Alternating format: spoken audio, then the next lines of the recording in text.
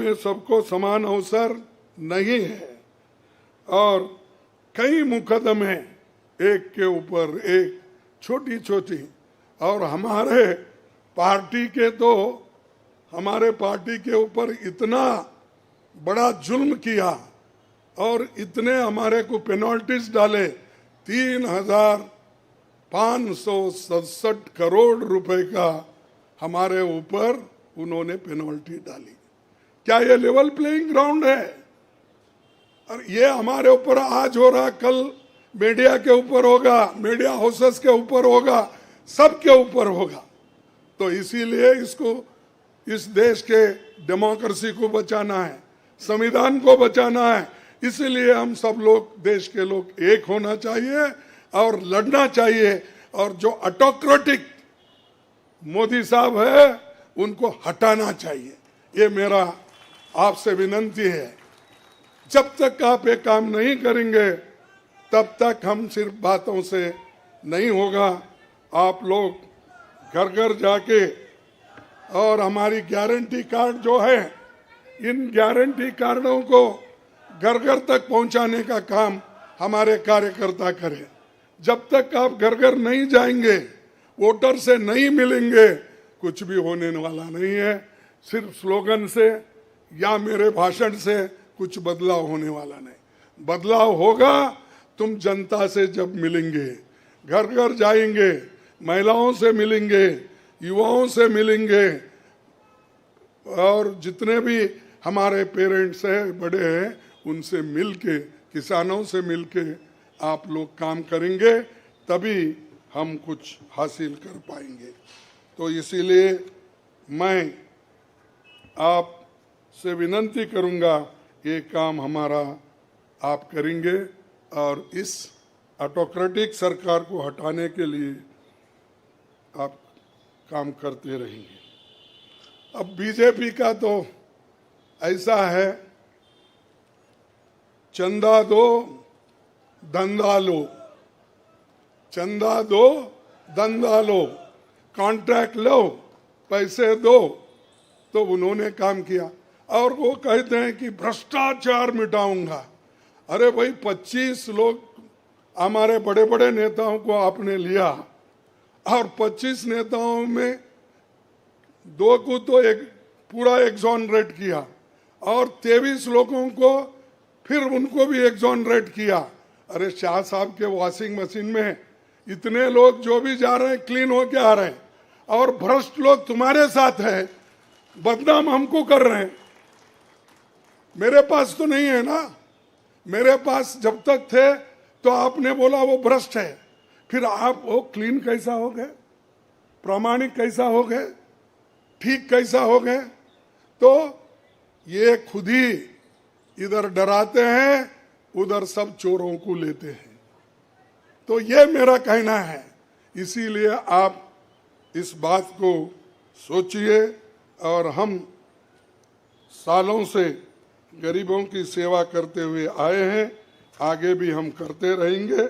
और जितने भी उन्होंने काम किया, मैं यहाँ गिनता नहीं, क्योंकि रेलवे में क्या किया, इन्फ्लेशन का क्या किया, अनएम्प्लॉयमेंट का क्या किया, ये सारे अगर बोलते कहूँ तो आप भी थक जाएंगे। तो इसीलिए मैं ज़्यादा नहीं बोलता। आप सबको मालूम है और हमारे पूरे इलेक्शन मैनिफेस्टो में वो चीज़ वहाँ पर है। इसीलिए आप तमाम को मैं धन्यवाद अर्पित करता हूँ कि आप ऐसे वक्त जो हमको साथ दे रहे हैं, जिस वक्त लोग डर डर के चंद लोग भाग जा रहे हैं। वो डरने वाले कौन है? जो आदमी कुछ चोरी करता है वही डरता है। जो आदमी ठीक है, अपने उसूलों पे खड़ा है, उसको कोई नहीं डराता। अगर डराएगा तो भी वो उसूलों पे ठहरे हुए लोग डरेंगे नहीं। तो इसीलिए हम लोग डरने वाले नहीं। हमारे नेता श्रीमती सोनिया गांधी जी, राहुल गांधी जी, डर उनमें नहीं है और डर का नाम भी नहीं है, और डर ये शब्द उनके पास नजदीक आता नहीं। वो डर सिर्फ मोदी को है, क्योंकि वो हमारे लोगों को ले लेके 400 पार बोलते फिर रहा है। अरे मणिपुर जैसे एरिया में नहीं जा सके, देश में विदेश में 14 फेरियां लगाए, देश में इलेक्शन का प्रचार सरकारी फंड से किया गया, सरकारी वैन से किया गया, लेकिन मणिपुर वो देखे नहीं। क्यों नहीं गए भाई? आपकी तो 56 इंच की छाती है, आपको डर कुछ भी नहीं है। हाँ, आप जा सकते हैं, लेकिन वहां हमारे नेता राहुल गांधी जी जा सकते हैं लोगों के साथ, आप क्यों नहीं जा सकते? क्योंकि आपको डर है, और डरने वाला आदमी देश की भलाई कभी नहीं करता। बाय चांस आया, अब आगे लोग उसको देखेंगे और आप भी मजबूती के साथ हमारे साथ खड़े होंगे। इतना ही कहते हुए मेरे 4 शब्द को समाप्त करता हूं। जय हिंद।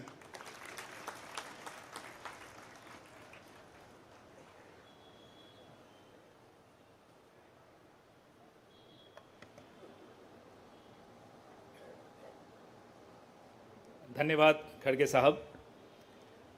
मीडिया के मित्रों, आपके मोबाइल पर सॉफ्ट कॉपी हिंदी और अंग्रेजी की हमारे न्याय पत्र की पहुंच चुकी है। कार्यक्रम के पश्चात उसकी फिजिकल कॉपी भी आपको दे दी जाएगी। कार्यक्रम को आगे बढ़ाते हुए अब 10 मिनट आपके सवाल जवाब होंगे और इसमें अनुशासन रखिएगा।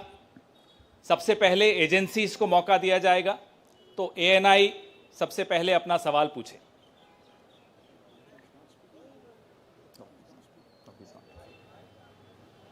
माइक दे दीजिएगा मीडिया के साथियों को।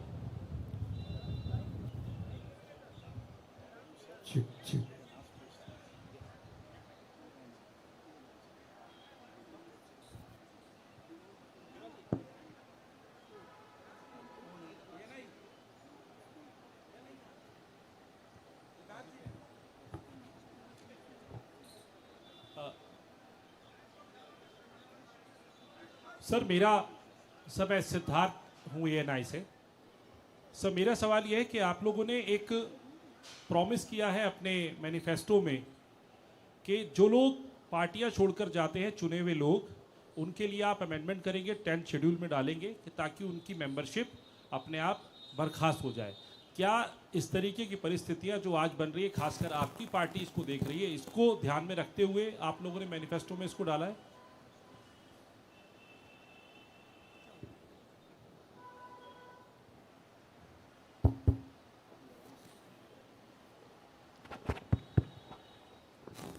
You are asking about the anti-defection law, which is now in the 10th schedule.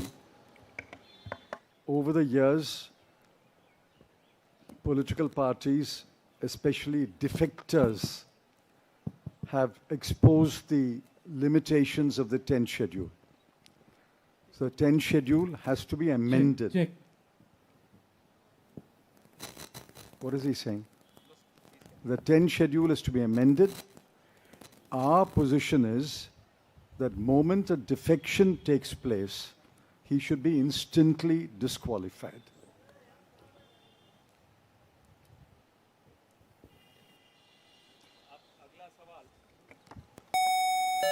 अगला सवाल PTI.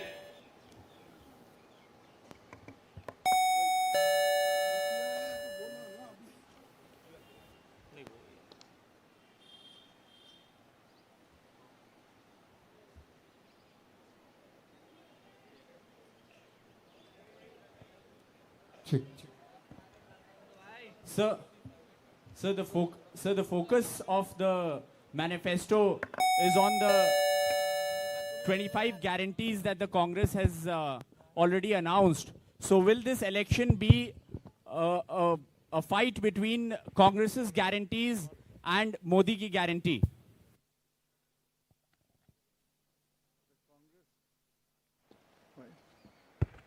The Congress guarantees are concrete guarantees. We have spelt out in English and Hindi, and in due course in different languages what each guarantee means, what each guarantee will deliver to the people. Mr. Modi's guarantees are only in order to ensure that he is guaranteed a third-term job. Where is the guarantee? What happened to the guarantee of 2 crore jobs? What happened to the guarantee of 15 lakhs in the account of every Indian? What happened to the guarantee of doubling farmers' income? What happened to the guarantee of raising India's GDP to 5 trillion? I can offhand narrate at least 50 such promises of Mr. Modi. Mr. Modi's promises are empty promises. Our 25 guarantees are concrete guarantees.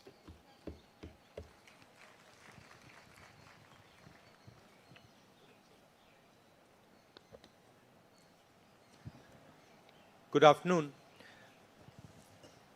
I agree with what Mr. Chidambaram ji said. But this election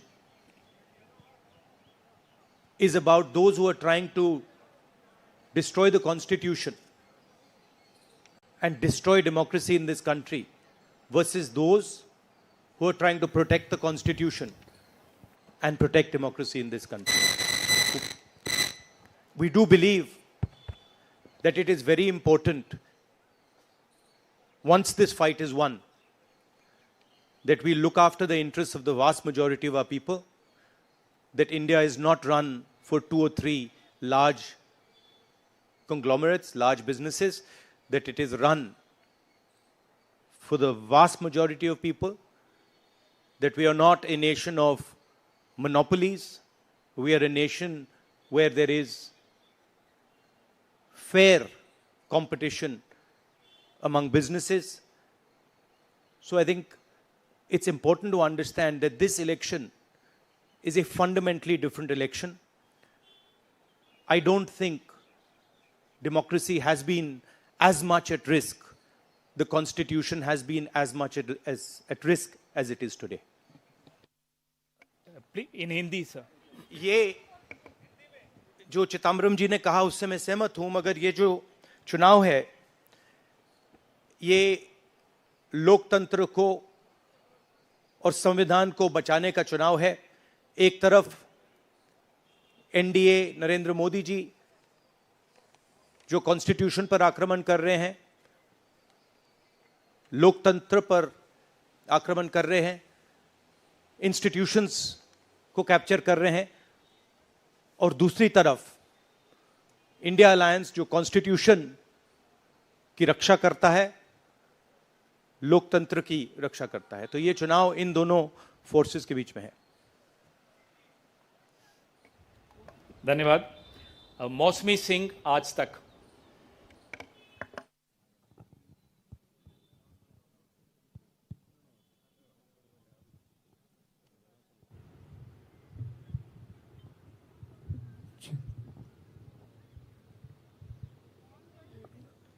Rahul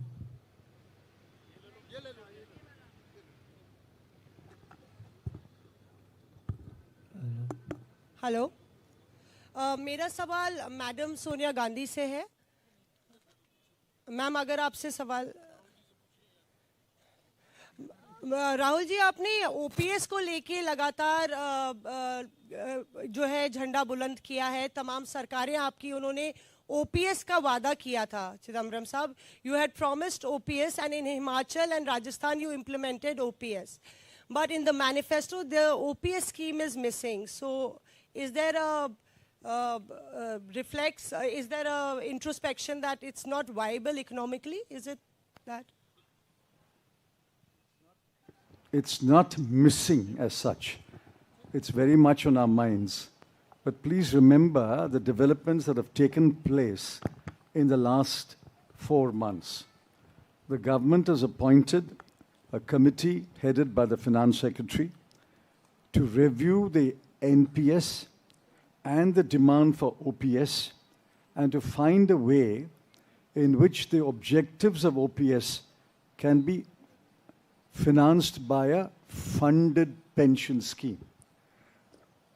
which means the government has come around to the point of view that while the OPS delivered benefits to the pensioners, the NPS made it sustainable.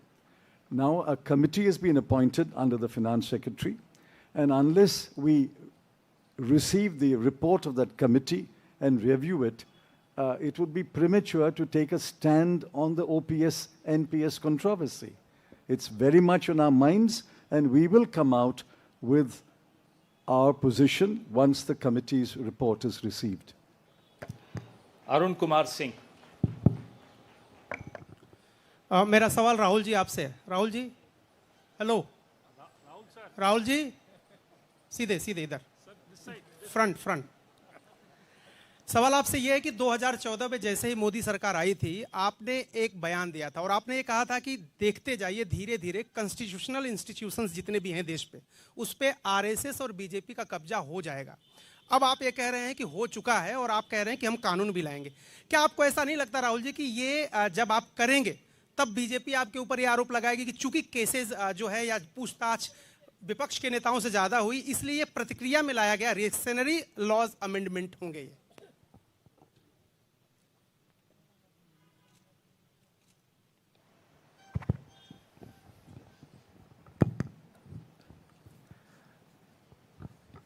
सबसे पहले ये समझना होगा कि हिंदुस्तान के राजनीतिक structure में हो क्या रहा है। आरएसएस ने और बीजेपी ने और खासतौर से नरेंद्र मोदी जी ने जो स्ट्रैटेजी बनाई है, उसका फाउंडेशन क्या है, उसकी नींव क्या है, सबसे पहले यह समझना है। नरेंद्र मोदी जी ने जैसे अदानी जी की मोनोपोली है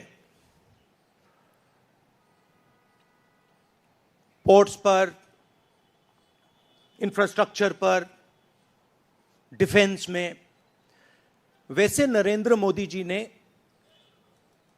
पॉलिटिकल फाइनेंस की मोनोपोली बनाई है। कैसे बनाई है? ED, CBI, income tax department का प्रयोग करके। अगर आप बॉन्ड स्कीम्स को देखें तो उसमें साफ दिख जाता है कि नरेंद्र मोदी जी ने, बीजेपी ने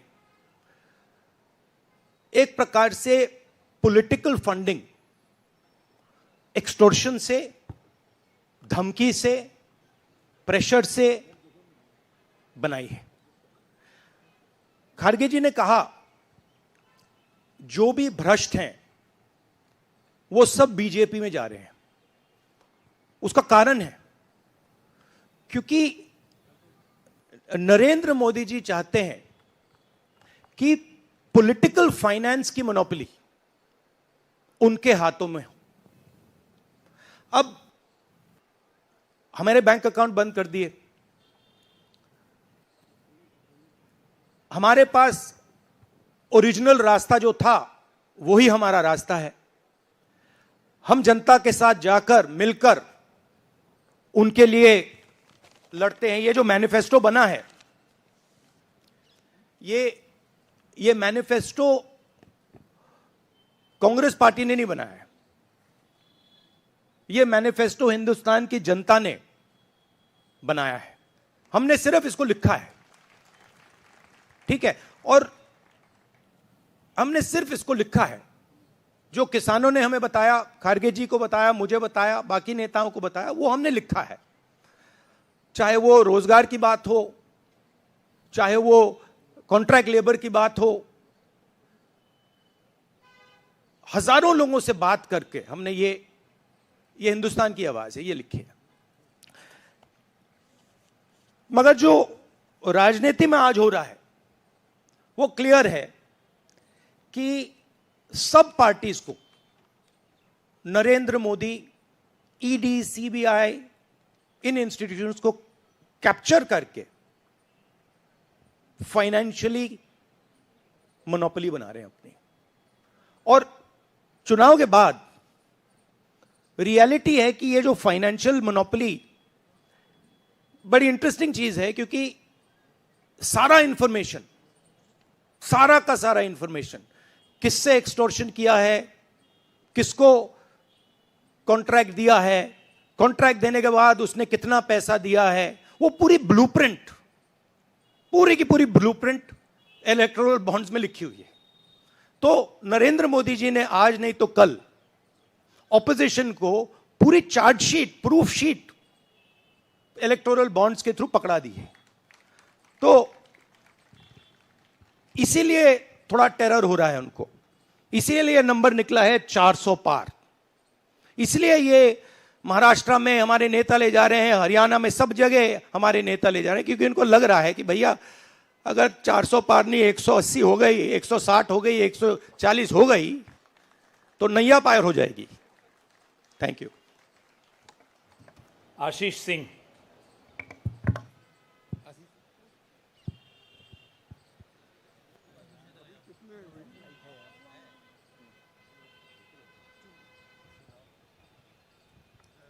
राहुल जी, लास्ट टाइम पिछले लोकसभा चुनाव में राहुल जी आपने मुझे याद है कहा था, you were convince that time कि मोदी जी जा रहे हैं, मोदी जी का वक्त ख़त्म हो गया है। ऐसा हुआ नहीं, होता है राजनीति में। इस दफ़ा नरेंद्र मोदी को आप कितनी बड़ी राजनीतिक चुनौती मानते हैं सर 2024 के चुनाव में? देखिए, 2019 में ये शुरू हुआ, आज ये एक तरह पीक पे पहुंच गया है। हिंदुस्तान के सारे इंस्टीट्यूशंस उनके हाथ में हैं, पॉलिटिकल फाइनेंस की मोनोपोली उनके हाथ में है, CBI, ED, income tax, EC, ये सारे के सारे बीजेपी के हाथ में है, बीजेपी के कंट्रोल में है। तो जैसे मैंने अपने भाषण में कहा, cricket match is a rigged match. Cricket match is not a fair match. उसमें चाहे सोशल मीडिया की बात करें, आप हमारे नेताओं के, ऑपोजिशन नेताओं के सोशल मीडिया देख लीजिए, मेरा यूट्यूब देख लीजिए, मेरा फेस टाइम देख लीजिए, फेसबुक देख लीजिए, इंस्टाग्राम देख लीजिए, तो ये सारा का सारा स्ट्रक्चर कंट्रोल्ड है, रिग्ड है। इसलिए बहुत जरूरी है कि जनता इस बात को समझे कि ये नॉर्मल चुनाव नहीं है, ये लोकतंत्र को बचाने का, संविधान को बचाने का चुनाव है, और इसको लड़ना और जीतना बहुत जरूरी है। ये चुनाव 2-3%, 5% और बाकी हिंदुस्तान के बीच में चुनाव है, और जो बाकी हिंदुस्तान चाहता है वो इस मैनिफेस्टो में है, और जो 2% चाहता है, जो अदानी जी चाहते हैं, वो आप उनका मैनिफेस्टो देख लीजिए, आपको पता लग जाएगा, उसमें उनकी रिक्वेस्ट लिस्ट पूरी की पूरी आपको मिल जाएगी। Thank you. आखिरी सवाल Kumar Vikrant Singh.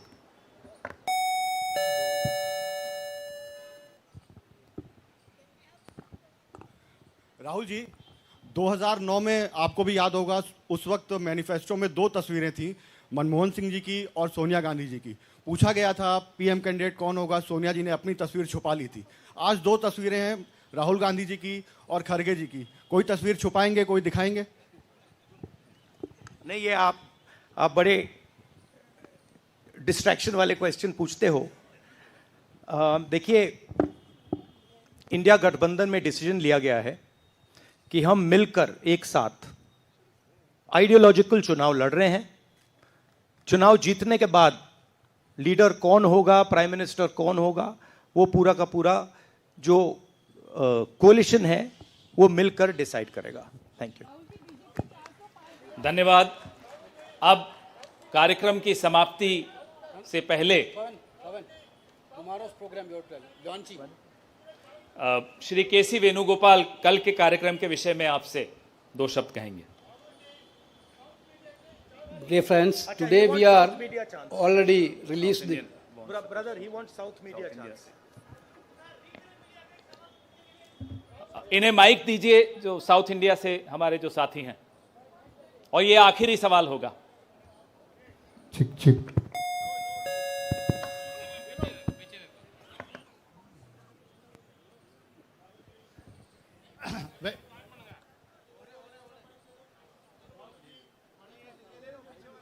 Vanakkam. South India's mic is not on, brother.